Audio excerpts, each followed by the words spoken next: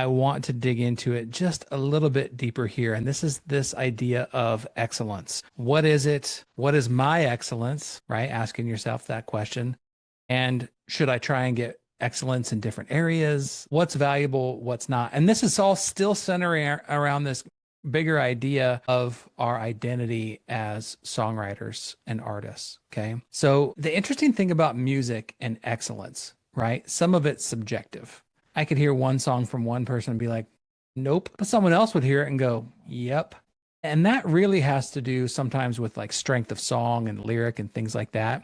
I think at the end of the day, what comes clear through to me is when someone is not necessarily excellent in one lane, but they keep going back to that lane and trying it and trying it and trying it because they think that, well, that's what's working in the marketplace right now, so I should do it. So if, for example, R&B. So let's say R&B is hot in the marketplace, which it is, but you're like, well, I can do R&B, and you are clearly not an R&B person, then you trying to be just to have songs in that lane, it never is going to come across as excellent.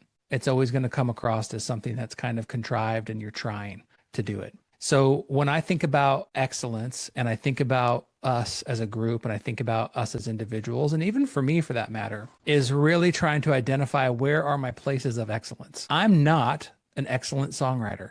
I actually suck at it. So I don't try and be a songwriter. I am excellent at creative feedback. I am excellent at coaching and pushing people into that space. I'm excellent at pitching songs. I'm excellent at building relationships. So I have leaned into all those areas over the last 25 years to put myself in a position where then I become really the thought leader around pitching songs. I become the thought leader around how we approach the creative process, even though I'm not a creator.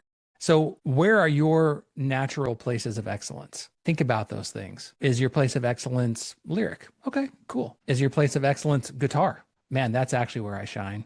I'm a terrible lyricist, but man, I can play the guitar. Awesome. Are you a vocalist? That's your thing. So be thinking about that. And then I want you to also be thinking about, where have you gotten positive feedback? Where have you gotten feedback from other people, not your mom, or your family, but outside people, right? Because I have kids. I tell my kids they're great at everything, even though they're not. That's not true. We're actually pretty honest with our kids.